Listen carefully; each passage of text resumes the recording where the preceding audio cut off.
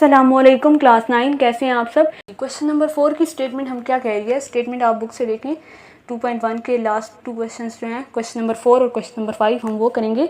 उसकी स्टेटमेंट हमें ये कह रही है कि जो कलमा एक दफ़ा हम पढ़ते हैं वो कितना टाइम लग रहा है, हमें 5 सेकेंड्स लग रहे हैं। ठीक है, तो अगर हम मतलब 1 मिलियन टाइम्स पढ़ेंगे यानी कि आपके कितने सेकेंड्स बन रहे हैं, फिर हम इसके सेकेंड्स निकाल लेंगे। ठीक है, तो उस टाइम को सेकंड्स को किस में कन्वर्ट करना है, आवर्स में। ठीक है, तो 10 की पावर 6 को हम ऐसे लिख सकते हैं, ये 303 ये।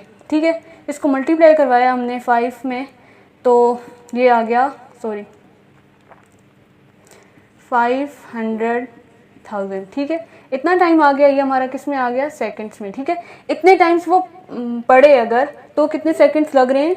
ठीक है, इतने सेकंड्स लग रहे हैं। ठीक है, तो वो हमने यहाँ पे 5 सेकेंड्स तो हमें एक दफ़ा पढ़ने में लग रहे थे ना, तो वो कहना ये चाह रहे हैं कि अगर हम 1 मिलियन टाइम्स पढ़ें कलमा पाक तो कितने सेकंड्स लग रहे हैं, इतने लग रहे हैं। ठीक है, वो हमने सेकंड्स के साथ मल्टीप्लाई करवा दिया है। 10 की पावर 6 क्या होती है, 6 ज़ीरो होते हैं। ठीक है उसमें। ठीक है, तो अब हमने क्या करना है, अब हमने सेकंड्स को आवर्स में लेकर जाना है। तो आपको पता है 1 घंटे में कितने मिनट्स होते हैं, 60, और सेकंड्स कितने होते हैं, 60। ठीक है, तो 60 था 3600। ठीक है, 3600 आ गए।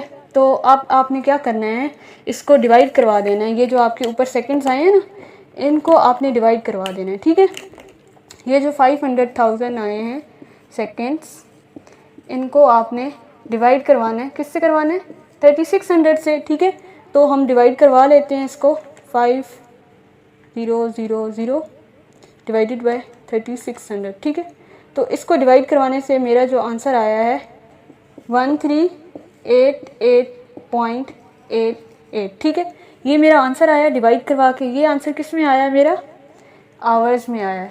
ठीक है, आवर्स में आया, ये मेरा आंसर घंटों में आया। ठीक है, लेकिन मैंने तो आंसर निकालना है डेज़ में। ठीक है, डेज़ में निकालने के लिए अब मुझे फिर इसे कन्वर्ट करना पड़ेगा। ठीक है, तो उसके लिए मैं इधर ऊपर लिख देती हूँ। ये आपको समझ आ गई है उन्होंने क्या गिवन दिया हुआ है। ठीक है, और क्या हमने करना है, अब हमने इसका आंसर जो है डेज़ में निकालना है। और इन्होंने लास्ट में कहा हुआ है आपने स्टैंडर्ड फॉर्म में आंसर देना है। एंड स्टैंडर्ड फॉर्म में आंसर देने के बाद आपने इसका जो डेसिमल पार्ट आएगा उसको आपने क्या कर देना है, रिमूव कर देना है और अप्रॉक्सीमेटली आंसर बताना है। ठीक है, तो हम जो रिमेनिंग हमारा रह गया वो हम इधर सॉल्व कर लेते हैं। अब जो है हमने आवर्स को जो है डेज़ में लेकर आना है, तो इसलिए हमें पता है कि 1 डे में कितने आवर्स होते हैं, 24 आवर्स होते हैं। ठीक है, और ये हमें आवर्स में पॉइंट में आंसर दिया हुआ है, तो हम डेज़ निकालने के लिए ये जो हमारी नीचे वाली टर्म आई है 1388.88, इसको डिवाइड करवा देंगे 24 आवर्स से, तो हमारे डेज़ निकल आएंगे। ठीक है, तो अब हमारे पॉइंट में आंसर आया है 57.87। ठीक है, पॉइंट में आंसर आया है, तो इसको हमने इस पॉइंट को क्या करना है, निगलेक्ट करना है ना, इस पॉइंट वाली टर्म को नहीं लिखना और राउंड ऑफ करके हमने 58 डेज लिखना है। पॉइंट के बाद 5 से ऊपर नंबर हो तो राउंड ऑफ हो सकता है। ठीक है, तो इस टर्म को उन्होंने हमें बताया है क्वेश्चन में कि इसको नहीं लिखना। ठीक है, इस टर्म को आपने ऐड ही नहीं करना, आपने डेसिमल पार्ट को रिमूव कर देना है और जो राउंड ऑफ अप्रॉक्सीमेटली जो वैल्यू आएगी वो आपने लिख देनी है। ठीक है, तो वो हमने लिख दी, हमें 58 डेज मिली। ठीक है, तो यही था क्वेश्चन का एंड। चलें जी, क्वेश्चन नंबर 5 की स्टेटमेंट आपकी बुक पे लिखी हुई है, आप पेज नंबर 30 से देखें। मैं आपको क्वेश्चन समझाती हूँ कि क्वेश्चन क्या कह रहा है। ठीक है, डिस्टेंस बिटवीन अर्थ एंड सन वो ये दिया हुआ है। ठीक है, ज़मीन और जो है सूरज के दरमियान जो डिस्टेंस है यानी जो फासला है वो कितना है, 9.3225600 मल्टीप्लाई 10 की पावर 7 माइल्स दिया हुआ है। ठीक है, माइल्स को मैंने एम से लिख लिया। ठीक है, जगह नहीं थी आगे मेरे पास, तो और उसने क्या कहा है कि स्पीड ऑफ लाइट जो है वो अप्रॉक्सीमेटली कितनी है, 1.8600 मल्टीप्लाई 10 की पावर 5 माइल्स पर सेकंड दिया है। माइल्स पर सेकंड को मैंने ऐसे लिखा है। ठीक है, फिर हमने क्या फाइंड करना है, उन्होंने कहा है कि लाइट जो है वो कितना टाइम लेगी कहाँ पे पहुंचने के लिए, ज़मीन पर पहुंचने के लिए, अर्थ तक पहुंचने के लिए वो कितना टाइम लेगी। हमने अपना आंसर लिखना है मिनट्स में, यहाँ से हमें टाइम जो है सेकंड्स में मिलेगा, राइट, तो हमने उसको किस में कन्वर्ट करना है, मिनट्स में। ठीक है, और फिर हमने आंसर किस में देना है, स्टैंडर्ड फॉर्म में। ठीक है, तो अब हम इसको सॉल्व कर लेते हैं। स्टेटमेंट वाले क्वेश्चंस जो है ना, पहले उनकी बात समझना बहुत ज़रूरी होती है कि वो क्वेश्चन में क्या कह रहा है। आपने फिर जो जो गिवन होता है वो लिख लेना होता है, फिर जो निकालना होता है फिर आप उस स्टेप पे आते हो। ठीक है, तो अब मैंने टाइम निकालना है। ठीक है, तो टाइम के लिए मैंने वो वैल्यूज़ लिख दी हुई हैं। ठीक है, ये वैल्यूज़, टाइम होता है डिस्टेंस डिवाइडेड बाय स्पीड। पहले से ही मैंने लिख लिया क्योंकि प्रीवियस क्वेश्चन में मैंने आपको ऐसे ही करा दिया हुआ है, ठीक है।